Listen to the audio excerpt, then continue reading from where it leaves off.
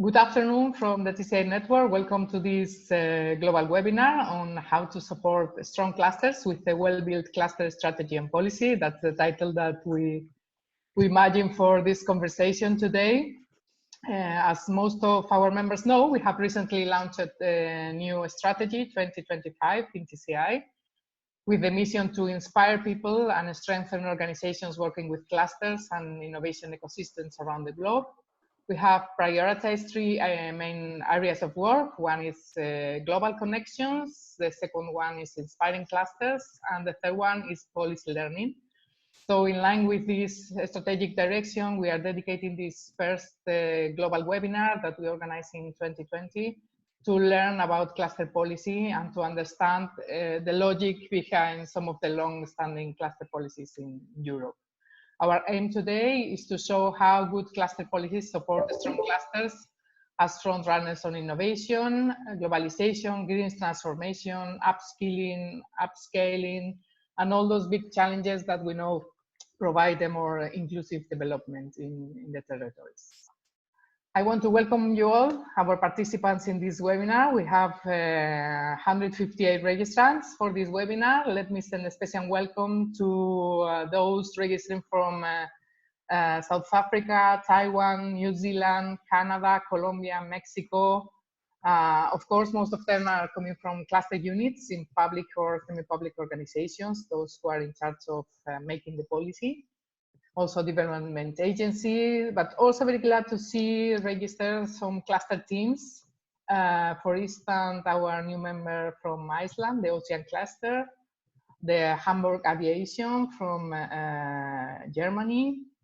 We see there is a shift also in the role of clusters as key players in territorial development, and so there is a growing interest in understanding the policies that influence that development. We are very glad to count with also cluster organizations in this open conversation. Well, welcome everyone, and please make use of the chat to make comments, questions or analysis or anything you want to share. We will try to intercalate during the conversation with the speakers. For your information, we will be recording this seminar for later dissemination among the members of the network. We are lucky to count with two great speakers from our network who will share with us their big background on cluster policy, the two of them with direct responsibility in running a cluster program at the regional level in Europe. The first one is Annie Renders, our last and great host of the TCI Global Conference in Antwerp. Annie works as the head of the cluster policy unit in VLAIO, the Flanders Innovation and Entrepreneurship, where she is in charge of operating the Flemish Cluster Support Program. Welcome, Annie, and thanks for being with us today. Thanks for inviting me, Patricia. Pleasure. And our second speaker is David Fernández. He works at SPRI, the Basque Business Development Agency, and he's in charge of the Basque Clusters Coordination and Research. He's also member of the board of some of those clusters. He will later tell us more about this coordination that they have and this involvement in the day-to-day activity of the clusters. And he's one of the mentors of the TCI mentoring program and long-standing member of TCI. Welcome, David. Cannot see David connected now. David left. No, there he is there you again. are, David. Hello, can you hear me, David? Hello. Hi, David. Patricia, sorry, my Zoom was blocked. I don't know whether it was my problem or yours. Okay. I'm sorry for this.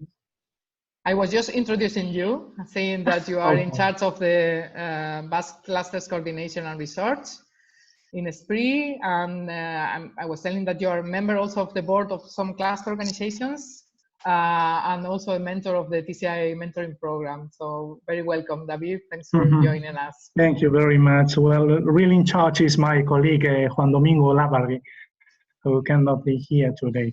But anyway, you have also a big responsibility. We are together on board. Exactly. Yeah, okay. Exactly. First of all, thank you, TCI, for this invitation invitation to share with you, to learn from all who have registered for the seminar today. It's a pleasure also to be with Annie. When we met last time during TCA Global Conference in Antwerp some months ago. Hi, Annie. Hi, David. Excellent. So as usually, we have set 4 guiding questions to articulate a bit the dialogue today. The 4 of them are here. We have 60 minutes ahead.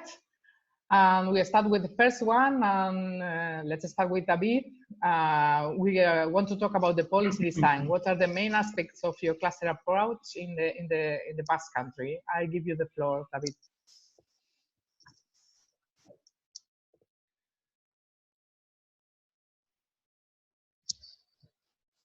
Can you hear me, David?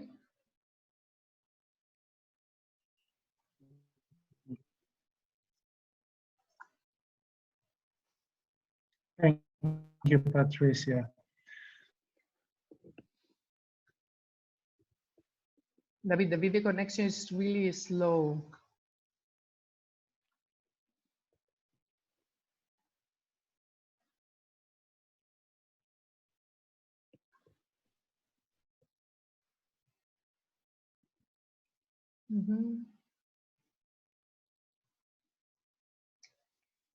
I think we lost David. Meanwhile, let's go then with Flanders. Annie, let's see if we can connect. You can follow this part. Okay. As I said, thank you for having this opportunity to share our cluster experience with all the TCI friends. And we made a lot of friends last year in Antwerp. Indeed, we did. In fact, Flanders has quite of a long history in cluster policy. Already in the late 90s, we had some clusters around. But don't worry, I won't explain all about the history. But more recently, about 5 to 10 years ago, Flanders went through the phase of competence poles and innovation platforms, as a lot of countries were in Europe at that time. For example, in France, the pôle de compétitivité. Also in Wallonia, we had those. So we went to that phase as well. But those were in fact really focused on research and on creating more research at universities and at the companies. And more recently, in fact, in 2016, we designed or we developed a real cluster policy. And in this cluster policy, the focus was really set on competitiveness, on increase competitiveness. And that's why the support by clusters was at that time also regulated with a decree voted or agreed upon in the Flemish government. We now have a really a Flemish decree regulating the support to cluster organizations. And in fact, it is done under the block exemption regulations, Article 27, the innovation cluster support. And as it goes in all decrees agreed by the Flemish government, there are nice phrases, but each word is well considered in these nice phrases. So for Flanders, the goal for a cluster policy is to unlock the untapped economic potential and increase competitiveness of companies in Flanders through an active and sustained collaboration between all actors. A very long phrase, but as I said, every word is well thought. Clusters need to work towards this increased competitiveness. That's key for this cluster policy. Collaboration is a key element in all the actions, in all the support that they give. Collaboration between research institutes and companies, between companies themselves, but also collaboration with the government. That's why we talk about this triple helix, especially in the spearhead clusters, but I will come back to that later on. and then to unlock the untapped economic potential. It is not the straightforward collaborations that we are looking for, the collaborations between a supplier and a customer company, but it's really the unforeseen combinations, the not straightforward combinations. So it takes a lot of effort to initiate them. And then the last important word is the sustained collaboration. The support that we give to the innovation clusters is not everlasting. There comes an end to it after 3 or after 10 years. But it's important that the collaboration that they set between the actors, by creating the confidence between the actors, that it is sustainable also after the funding stops. So that was the goal of the cluster policy, and the target group is companies also. The target group is not university or research institute, but the target group was companies. Companies with growth, innovative companies, an international outlook, but companies. So on the next slide, there's some more. When we designed the cluster program, we had then these characteristics for the cluster project, and you can see that the words that we have in the decree are then set into, or translated in fact into characteristics of our cluster program. The first that we have is start with the end in mind. As we say, it's not meant to be an everlasting subsidy to innovation clusters. So they have to think how to make the network sustainable, how to make that companies trust each other, that even after the funding, they continue to work together. Another characteristic is that the companies are in the driver's seat. So the steering committee, the president of the board of directors, the whole board of directors, in fact, it's all companies that are in there, that are really steering the activities of the cluster organization. And then, as said before, collaboration, it's really meant to make the companies work together and with the research institutes. There's a clear goal on this competitiveness program, but they need to have a program, a plan, an action plan with a common goal that they develop together with the companies, and the action plan to reach those goals, that's what is financed with the cluster funding. Knowledge creation is sometimes necessary to increase competitiveness, but in this innovation cluster, the research is done as a mean rather than a goal by itself, doing research. So that's an important change for us as well. And then the commitment from the companies, financial commitment, they contribute to the financial part of the cluster, but we also want the commitment from the companies to attend workshops, to come to meetings, to discuss with other companies to define this common goal. And then the bottom-up initiatives from the cluster organization, that is very important as well. Excellent. Thank you, Annie. I think David is now connected. Hello, David. Yeah, Patricia, I think we can continue. I don't know why this is happening. Apparently our connection is good, but just in case if it happens again, we are preparing a B plan, okay? So I will try if you want. Excellent. It's okay? We have started with Annie. Go back to the presentation. Yeah. And yes, of course, it's always okay. Okay, there we are. This is your first slide. The floor is yours, David. Well, not very differently from what Annie has said, our model is also based in this triple helix with the membership of not just the STI system, research and technology organizations, universities, and vocational training schools, but of course, business and the administration, with an important role for SMEs. Also large companies that sometimes are anchor companies in projects, but with an important focus on SMEs. The goal is to boost competitiveness through collaboration. And we look at competitiveness on a business level, but also in a territory level. You can go to the next one if you want. Yeah.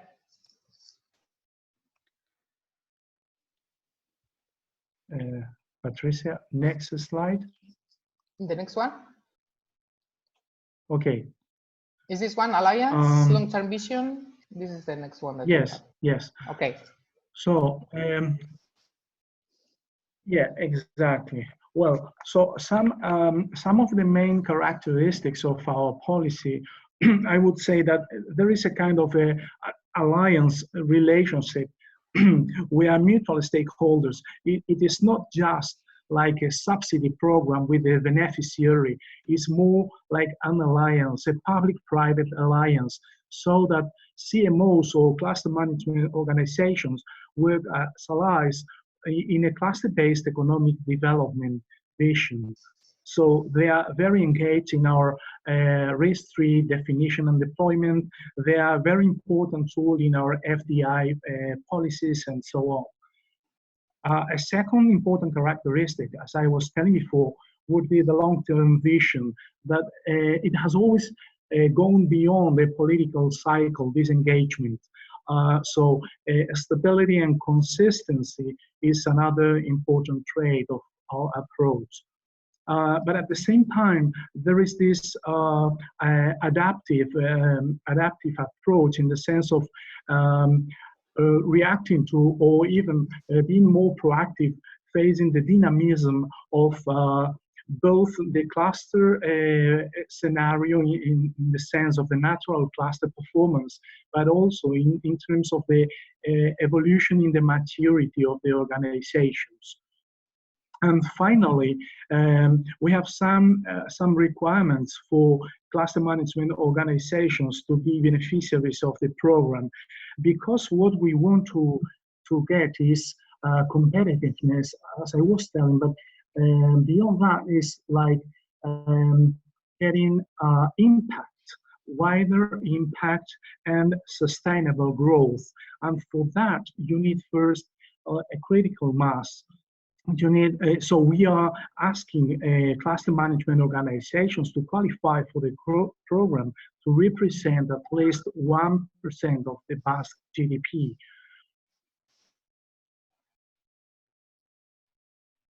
Percent of the membership must be SMEs. Then we require for them to have an ambition.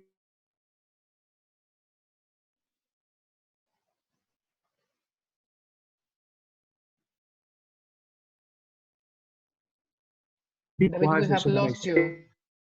Sorry, the video connection is not very good. Now we cannot see you, the image, and we cannot hear you.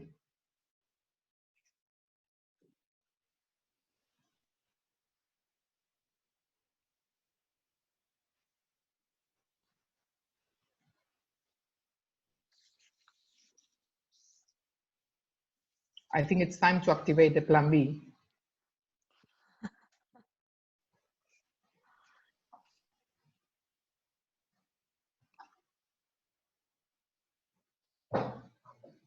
Now we can see you, yes? Well, Patricia, sorry again. We are changing to another computer just in a moment. But just to finish with this, finally, we require them, or they address different interrelated challenges and business needs, such as business intelligence or competitive intelligence, technology and business innovation projects, internationalization and talent development mainly. If you can go on to the next one, please. So right now we have 16 cluster management organizations. Some of them are a grouped organization that gathers different entities in the governance. Altogether, they represent a membership of around 1,750 members. Okay. Then, well, they have a strong governance based on a general assembly, a board of directors, and sometimes an executive board, and then different committees or working groups or different groups of interest to address the different challenges and the different projects that they handle all year long. Finally, well, we must mention that they are quite sustainable from the point of view of finance, because it's quite diversified. Only around 20% of their budget is what we give them in the cluster support program on average. And around 60% is a private contribution in the form of membership fees and also charge service. Okay. Okay, sorry. I'm going to display this computer. Why don't you finish this part, David? Now we are listening to you, okay? Okay. Okay. And then I give Annie the word with the second question, and meanwhile you can connect with your other computer. Let's do that. Thank you. Yeah. Okay. Well, and finally, they offer the members a range of services. Sorry, some of them are just basic membership services, and some others are like tailor-made services, and they are charged individually. I used to mention the virtuous circle on cluster management. You need a sound management to be able to deliver services, and then that will give you the resources you need to again put the wheel in work. Besides, if you have a critical mass, you will not only get the resources in terms of not just a financial contribution from the members, but also ideas and proposals or project proposals or whatever. But with this critical mass, you will also get the attention of from the government. And that's all for this part. Thank you. Excellent. Thank you very much. This is also one slide. Do you want to go through? Yeah, well, this just to tell you that all our clusters have been engaged in the design and the deployment of RS3 strategy. Maybe we can, if we have more time, we can further develop on this later. Okay. Thank you. Then we go to the second slide while David disconnects and connects with the other computer. So Annie, here we want to talk about the policy instruments and the complementary actions that you drive. How does your organization articulate the support to clusters? And let me find your slides. Here we are. Well, the support to clusters in Flanders was designed by introducing two types of cluster organizations. On one hand, we have the spearhead clusters, and we now have 6 spearhead clusters. And on the other hand, we have innovative business networks. And up to now, we have been financing 20 innovative business networks. On the upper part of the slide is what goes for all the clusters, but I think I now want to give the characteristics for each of the types of the clusters. The spearhead clusters, they can only exist in a strategic domain for Flanders, and a strategic domain is defined by having enough research capabilities and having enough companies to implement the results from the research. So that's both a question of size, amount of companies, but also at what level of innovativeness, of what maturity of innovativeness this group of companies can be considered to be at. The spearhead clusters also need to be very ambitious, a large scale. Some have more than 500 members. And we need them to develop a long-term vision, that they have a vision agreed upon by all the members on where they want to go over a 10-year period with that field of companies where they want to go with sustainable chemistry, for example. We want them to develop a long-term vision. For the spearhead clusters, as said before, the triple helix is a very important issue. And then we also have with these spearhead clusters a cluster pact, but I will come back to that later on. Mm-hmm. And then we look to the innovative business networks. They are more smaller scale with a short-term action plan. They make an action plan for 3 years and they receive also less funding, but both the clusters are funded at 50% level, while 50% comes from private investment from the companies. And then on the next slide, there's a little more detail on how we support the innovative business network. As I said, there is the financial support to the cluster organization, which is in fact the facilitator of the network. We finance them. It's mainly effort from people working in the cluster organization to initiate, to facilitate, to follow up active collaborations between the companies. And these must then result in this increased competitiveness and in the creation of added economic value. And we finance them based on a funding agreement, which is very important because it also consists a work plan, what kind of activities they will do. And we from Flanders Innovation and Entrepreneurship, we follow up these funding agreements as they all have set key performance indicators so that we can easily follow up the different activities. And then on the next slide, there is the support to the spearhead clusters. There's also this financial support at the same percentage, 50%, but the total amount can be larger because the group of companies is larger, the ambition level is a lot higher, so they do a lot of different activities as well. And then for the spearhead cluster, there is also this cluster pact, which is quite important to connect also to other actors in the cluster. So not only to the companies, but also to the government and to the research institutes. And the connection to the government is especially for the earmarked budget for projects, for innovation projects mainly.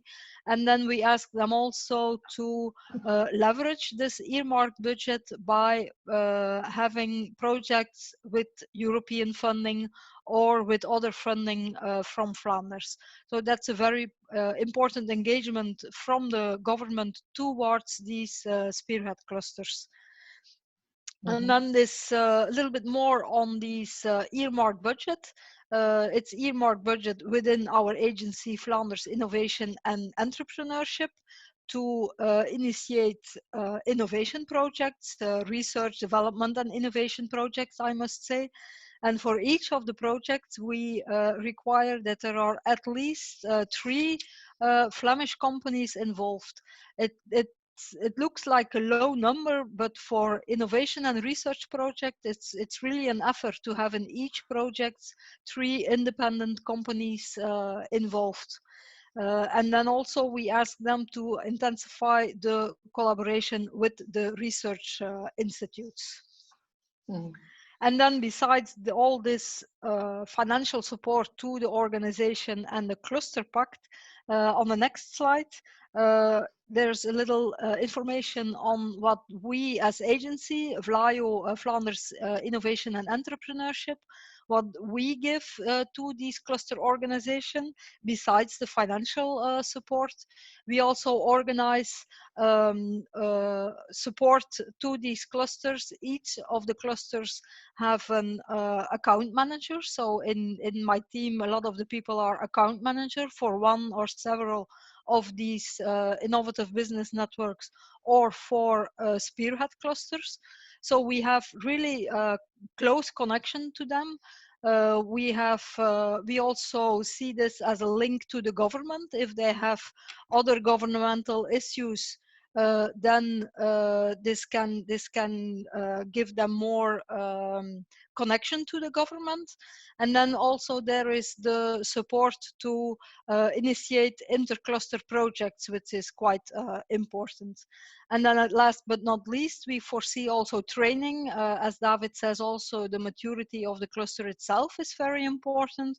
So we have training for the cluster managers, the cluster other people working at the cluster, and we also set up peer learning sessions among the cluster leaders, among the cluster managers. Excellent. Can you give us some example of this training or peer learning? And well, for the training, for example, we did a training on how to set up indicators to follow up your project. A combination of short-term indicators, more on activities, but also combined to a long-term, more towards measuring effects and impact from the cluster working. So that's a kind of training that we foresee for the cluster managers. Excellent, thank you. I remind you that we welcome questions. Use the Q&A site in the Zoom tool, and you can post your questions for the speakers, and I will try to intercalate that. Yep. Thank you, Annie. I go then with David. And I'm going to look for a battery, because I see that my battery is getting low. Apparently, the video is using a lot of energy, so I'm going to look for that. I disappear, but I'll come back. Okay, excellent. David, how does your organization articulate the support to clusters? What are the policy instruments and the complementary actions that you have in the SPRI? We cannot hear you, David.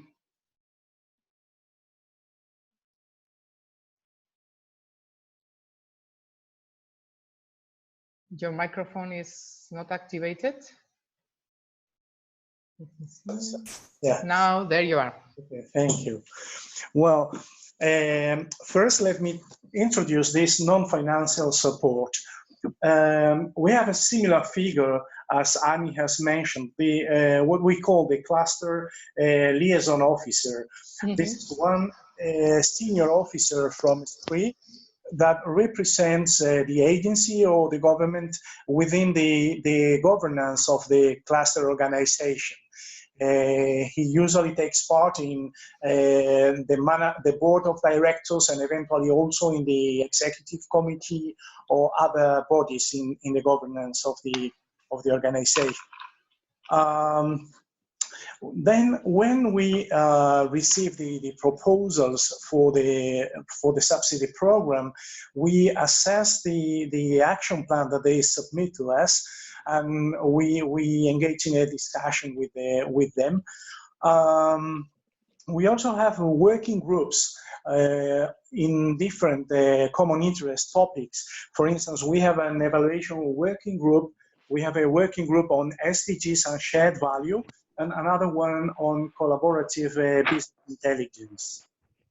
As a result of this evaluation working group with our cluster organizations, we developed a tool with what we call the user's voice. We are going to take later about this. And we also provide them every year with a comparative scoreboard with information that they submit to us that analyzed together can provide some orientation for their activity as well, to compare how do they perform or how do they work as related to the other organizations. Well, we try to share with them best practices and experiences from other sources. TCI, for instance, is a very interesting source of these good practices. From time to time, we host delegations from other countries or eventually from multilateral organizations that provide us with different experiences and ideas, and we try to engage our cluster organizations in these exchanges as well. We have like at least 2 or 3 days in the year that we gather all of them. One is the Basque Cluster Day, and the other one is the Economic Outlook and Industrial Trends Observatory. If we have time later, or if there is any interest in this, I can further develop these ideas. We have been very active with them, facilitating the exploration of CMO convergence and integration. This is a topic that I'm going to mention later in my presentation. Finally, as well, I mentioned before that we help them in this international networking, cluster to cluster, and also our FDI strategy has a proactive approach in terms of filling the gaps that our value chains in the Basque Country have. So we analyze any proposal that comes to the Basque Country, FDI proposal, or proactively we analyze with the clusters which gaps do they have in the value chains that we could eventually try to fill in with projects from abroad. Well, this is for non-financial support. We can move further to financial support. Next slide.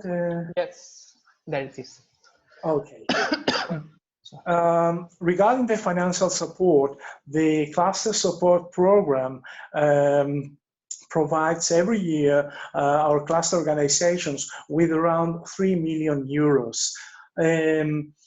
The money, well, as I mentioned before, on average, this represents 20% of the budget, okay? In some cluster organizations, our contribution is just 10% of their budget. In others, it's like 31%.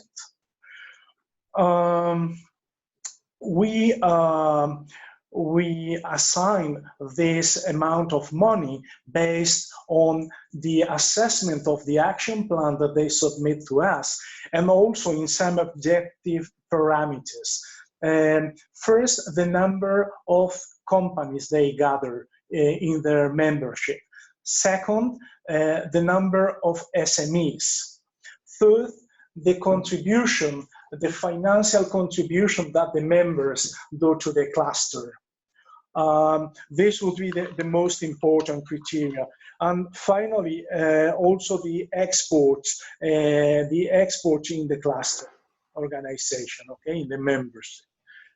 And I have also mentioned in this slide the resources of the Basque government for competitive programs, but they are not earmarked or specifically dedicated for clusters, okay? These are open calls where usually companies within the clusters, sometimes with the cluster organization in the consortia, have an important role, but these are open calls, okay? It's about 150 million euros for R&D and innovation programs, and around 20 million for internationalization programs. David, there is a question here. Yeah. What happened in your region after 10 years of funding to clusters? EU state aid rules do not allow to fund cluster functioning for more than 10 years. How did you support clusters after that period, and how did you overcome the rule? Alberto Baldi from Italy. Yeah, well, we are not financing directly the organization, okay? This is not base ground financing for the organization. We are giving the financing for the projects of the clusters. Anyway, we have, this is an issue that I think that we should address in the European level, because if we understand that clusters are private organizations getting a subsidy, well, there is a limitation on this subsidy for the organizations. But we have to bear in mind also this other role of the cluster as an ally or I don't know whether to say the service provider as well for our policies. So, for instance, in some regions, they choose to have a foreign direct investment agency, FDI attraction agency, with like experts in several sectors and well, let's say a qualified team. In our case, we have a very lean team in this FDI attraction service, Invest in the Basque Country, because we rely on the clusters, on cluster organizations as perhaps the most qualified experts in tackling this kind of projects. So it is a different approach. And David, there is one more question for you. Yes. From Emma, how long have you had the working groups? Can you briefly describe how you structure the working groups, average number of participants, frequency of the meetings, dynamics? Yeah, the working groups are first voluntary, on a voluntary basis, okay. We usually gather at least around 3 times a year. And normally we have the support from the Basque Institute of Competitiveness or Orchestra, depending on the issues that we are going to address within the group. The latest one that we started was on shared value, but now we are turning it into SDGs, shared value on societal challenges, to address the question from a wider scope, let's say. Well, normally the participants are around, I would say, like 8 to 10 cluster organizations, 8 to 12, let's say. Okay. And Annie, there are questions also for you. Yeah. So there is one question about the cluster pact. They are eager to know a little bit more. Can you elaborate a bit on what it means? Well, the Cluster Pact is in fact a document that was signed by the Minister of Economics and Innovation, where the innovation support is regulated from our agency. But it was also signed by other ministers. For example, for the energy cluster, it was also signed by the minister for responsible for energy and the energy transition. So the Cluster Pact, there the clusters have the possibility to discuss some mismatches of regulations, for example. Again, for the energy cluster, they were very interested in having zones with low regulations, experimental zones in Flanders. And by going into the discussion, then the engagement was made in the Cluster Pact, but then afterwards it was followed up by our minister and by the Minister of Energy to put the 2 teams together and to see what is really possible for the regulation-wise, how it can be an experimental zone, in how it can be implemented.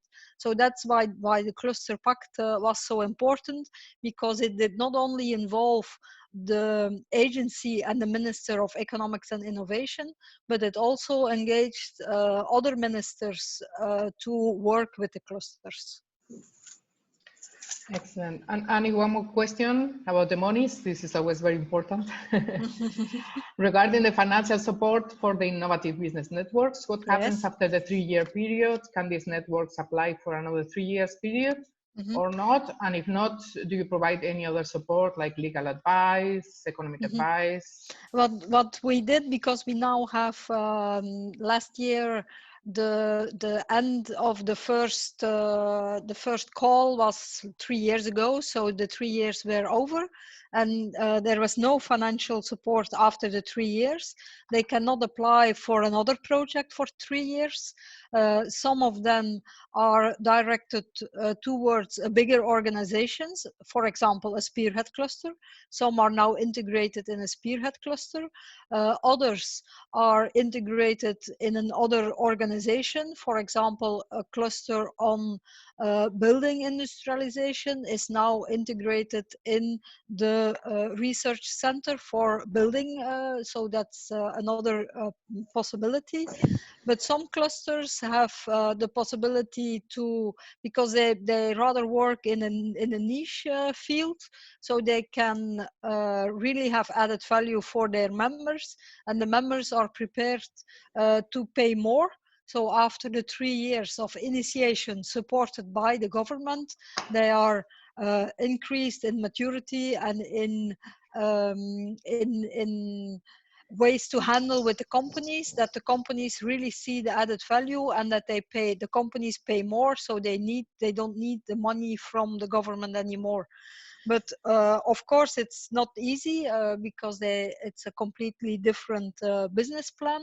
So what we did last year is we gave them some support. We gave these innovative business network coming to an end the possibility to work together, how to develop a sustainable business plan without the 50% financing from the government.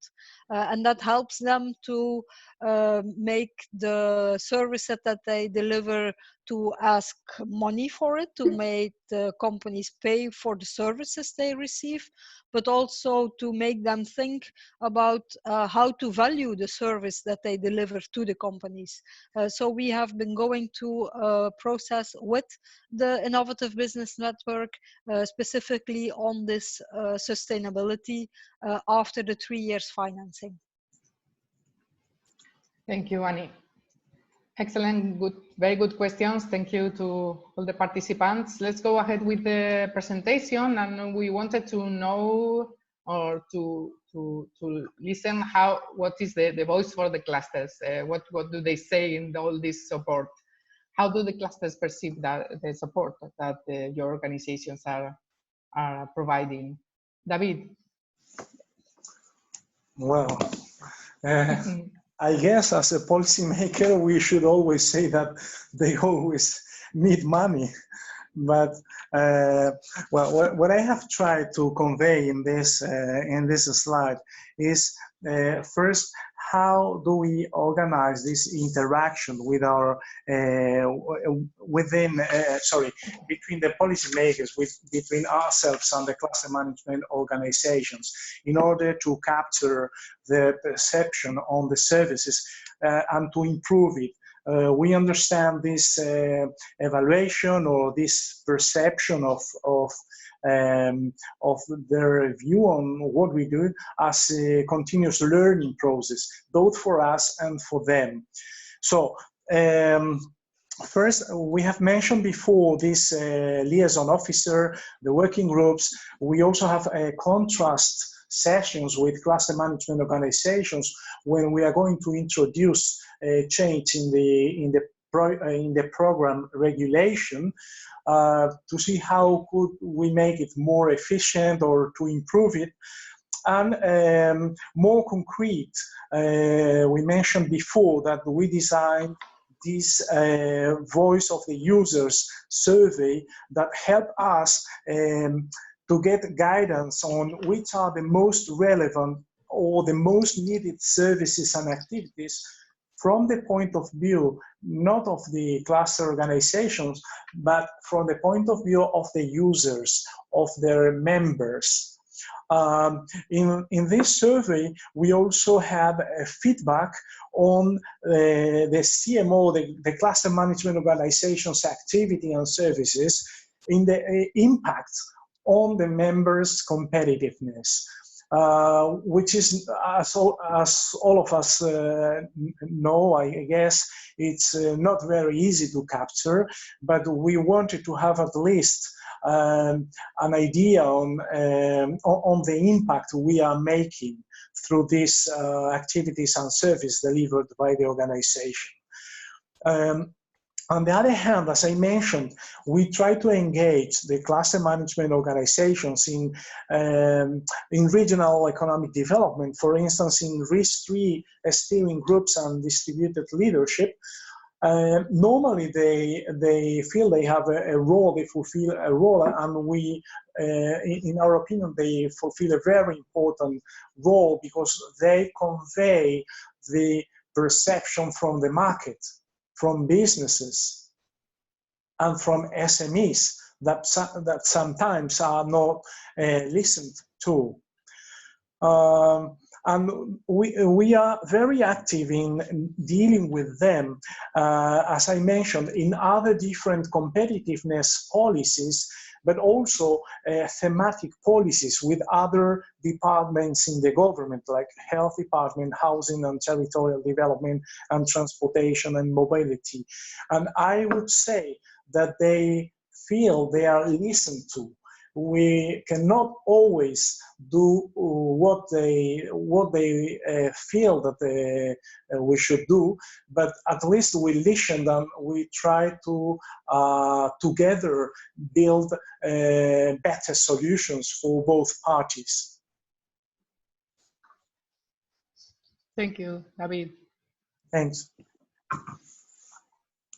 Let's move to Annie. Annie, same question Hi. for you. Yeah. How do the clusters perceive the support? Well, actually, we do, from Flanders Innovation and Entrepreneurship, we do a yearly survey with the companies. We send them a survey and ask them to answer some questions on what they believe is a strong added value of the companies. And actually, they mostly say that it's because the cluster bring companies together, that it's very important for them. Because the network meetings and the meetings around projects, matchmakings for projects, really helps them to reach out to other companies. So that's a very important activity for them and a very important result as well. As we see now, our spearhead clusters and innovative business networks together, they have more than 2,600 members. The members, the companies pay mostly, they pay a membership fee yearly to the cluster organization.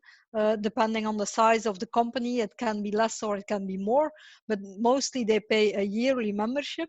So if they continue to pay, well, then of course it's a good sign for the cluster organization.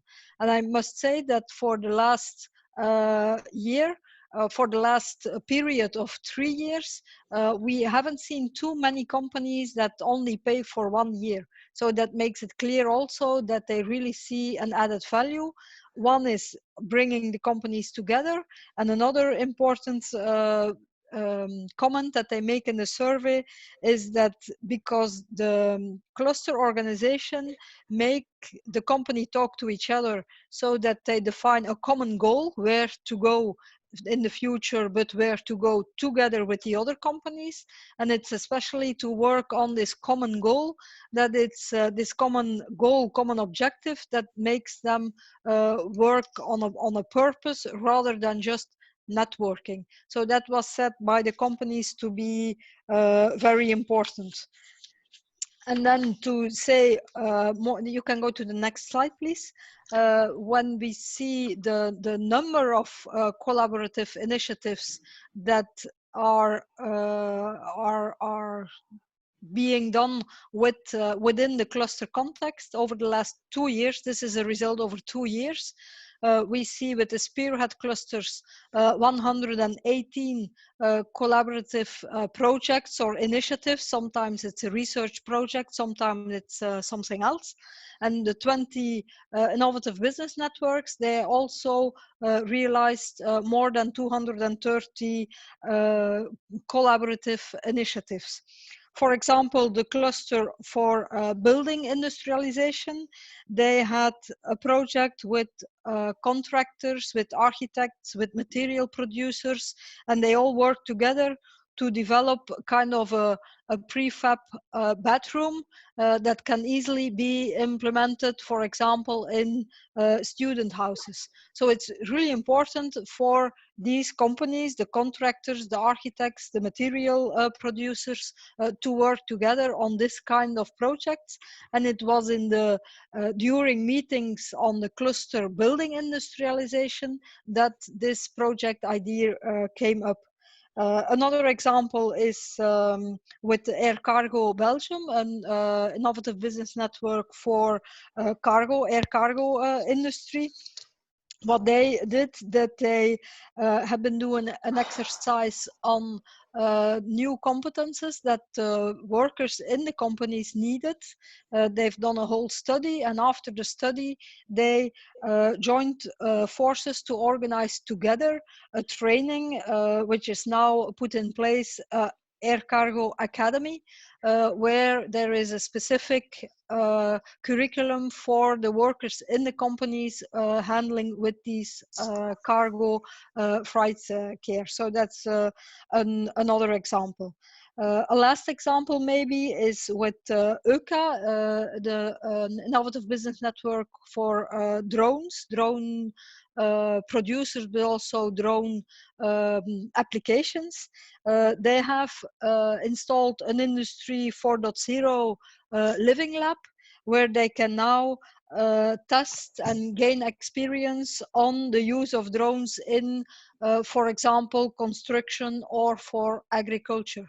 So that's the kind of really hands-on collaborative initiatives initiated by the cluster working, which are most appreciated by the cluster's members, the users, the companies. Mm-hmm. Excellent. One question here, are the surveys conducted by the cluster management organizations themselves or independently by the government? In fact, we do the cluster survey ourselves. And in the next slide, there is also some results from the survey, is that what the clusters themselves say then, not the companies, but the clusters, that they say that the VLAIO support, the 50% funding together with the account manager from VLAIO, that it helps to professionalize their work, to have more a professional cluster organization, that they moved from network activities really to towards cluster working, where companies are work together more in a trusted environment. So the financial support gives the possibility to have or to engage dedicated people to build that trust, to organize these activities. And then also the training and the peer learning helped them to tackle specific topics. Actually, when we as VLAIO organize peer learnings or trainings for the cluster managers, we always ask them, what would you like to share experience about, or what would you like to have an invited speaker on, so that we can really comply to their demands. And then also the cluster program increased the visibility of the cluster organizations, which is important because they now have more linkages to universities, to research organizations, also to governmental departments. There's, of course, it comes with a backside that there is an increased expectation as well from a lot of actors in the innovation ecosystem. So there's sometimes a little bit of risk for overload of requests towards the cluster. So that's something that we learned also over the last years, that clusters are not magical solution for whatever you want to do with the companies. Mm-hmm. Absolutely, absolutely. David, how do you run the surveys? Do you run them yourselves or independently or with the cluster organizations? In the case of this voice of the user, we made an initial design of the survey, and we had a contrast with orchestra, and then we decided to address the cluster organization, cluster managers, to get their inputs, and we even offered them to customize the survey, because most of them deliver their own satisfaction surveys among the members every year. So we didn't want to interfere to have the members filling in like a lot of surveys, you know, for the same thing. So in some cases, we kind of merged our questions, our survey, with their own survey. So they personalized the survey for their organization. And then some of the organizations, we asked whether they preferred for us to send the survey directly to the members, or if they prefer to send themselves, or both of us, with the logo of both entities, both SPRI and the cluster organization. And we have different options. In some cases, they said they preferred for us to send it directly to the members. In some others, we send together with the cluster organization with the same, with both logos and as a shared initiative. And in some others, the cluster organization sent the survey. And then we got, because the survey was online form, so they sent an email, but the answers were in online format. Actually, it's exactly the same in Flanders. For the innovative business networks, we send out the survey because they normally don't do surveys. But for the Spearhead cluster, they do indeed have a yearly satisfactory survey themselves. So we included some questions in the survey for them, or they send us the questions and we send it out. So it's indeed in close connection with the clusters themselves, also in Flanders. Excellent. Well, we're a bit behind of time, but let's go with the last question. What do you think have you identified that will require some adaptations in your policy? Let's talk about policy development and trends, and what do you think will be affecting your programs next? We start with David. Well, this is first point is integrating Agenda 2030 as a source of competitiveness and opportunities in the cluster's strategy, delivering new solutions to the societal or environmental or economical challenges that Agenda 2030 encompasses through innovation. For this, we have organized recently a capacity building initiative for cluster organizations that has been a very interesting exchange with them. Some of them are doing very interesting things, some other were like starting this journey, but this is something that we are currently working on as well. A second challenge is to enhance their capacity and their role in registry in technology brokerage. For this, we have also organized recently a capacity building program with 9 sessions addressing different topics to make the cluster staffs or those who feel the need to make them stronger in addressing these issues. Another important topic in our agenda right now is to keep optimizing this policy mix, because we have done interesting things in this issue, but I think that this is really a big challenge anywhere, that different government departments and government programs, and even within competitiveness policies, different instruments are coherent and work in a coordinated and efficient way. So this is still a challenge for us.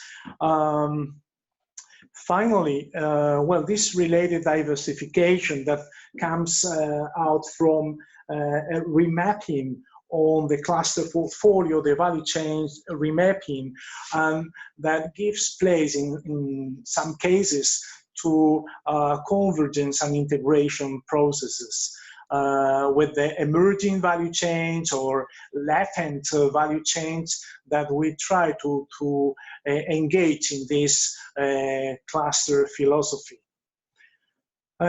Cluster management excellence is another challenge.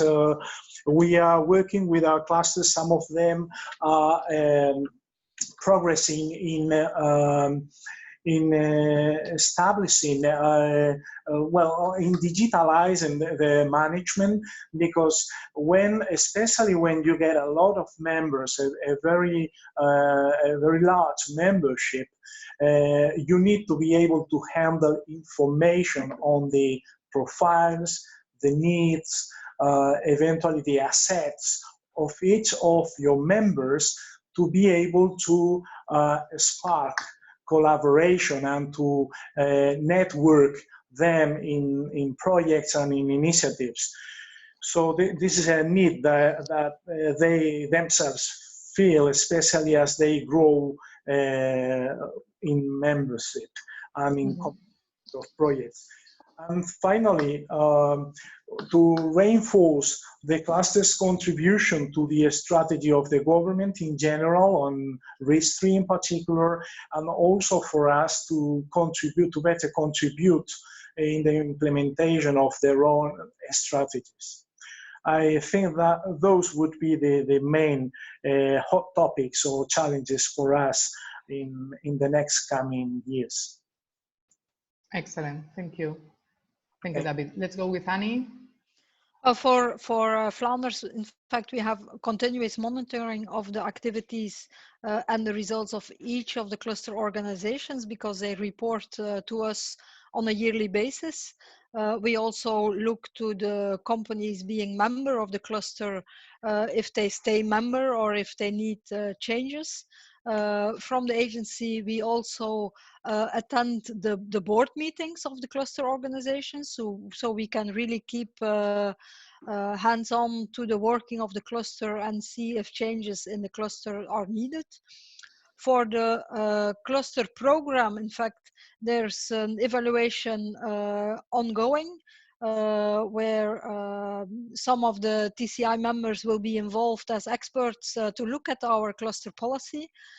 In fact, what we are looking there is, do results meet the expectations that we have set 3 years ago? The unlock the untapped economic potential and so on. Is this what is becoming of this cluster program? Or maybe expectations have changed. We had a change in government in the meanwhile, so maybe expectations have changed. And then we will see if adaptations are required. But in fact, what we see happening is the clusters now are more part of an ecosystem, are more becoming a part of this innovation ecosystem. So we definitely look how we can involve clusters in the new trend in the agency to work with missions and transitions. Also, internationalization will be an important aspect of change for the cluster policy in the next coming years.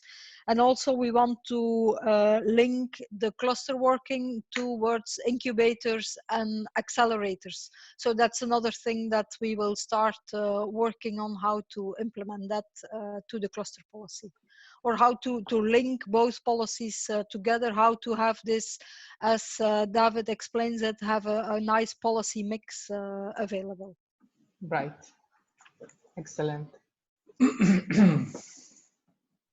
Let's go then with the last part. Some ending words that you want to remark, David, from your side, or everything we have been talking about.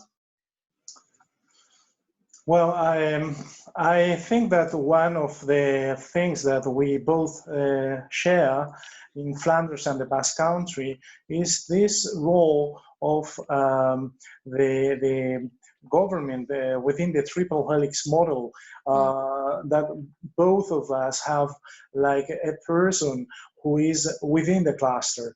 I have been surprised when some regions approach us and tell that they ask their cluster organization to invite a member of the agency or their entity to be part of the cluster governance, and they were denied. Because I think this is the basis of this cluster-based economic development. It's more like building a relationship, a private-public relationship, than just a subsidy beneficiary and you know, a policymaker and a subsidy beneficiary relationship.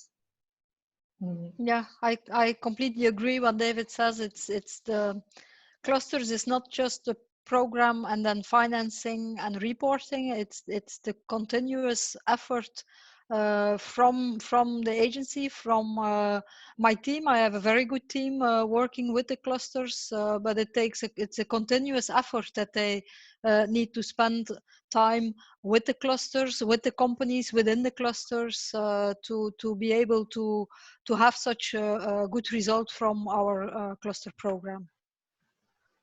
Absolutely. Let me thank you, the two of you, for this great webinar. I think we have been taking notes carefully because policy learning is something that we will keep on continue working, and we have prepared a policy workshop that will take place in Bilbao next month on the 25th of March. You are all welcome to participate, our organizational members, and yeah, we want to build a cluster policy tool together with all this information that you are sharing and with the inputs from other regions and other programs. So the conversation will continue. And also let me remind you two other next steps or next places where the TCI network will meet.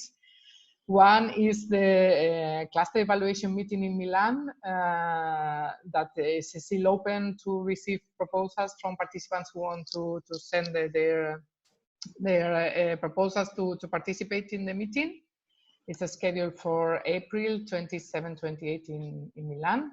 And our global conference this year in 2020 is going to be in Kazan, in Tatarstan, Russia.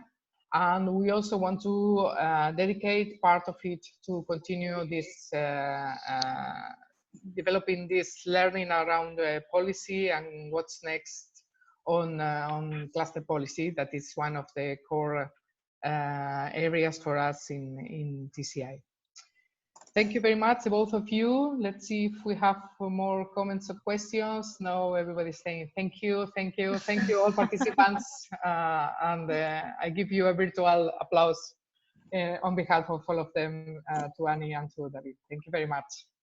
Thank you. Nice being in the conference. Bye-bye. Thank you. Welcome to Bilbao. Bye. Bye.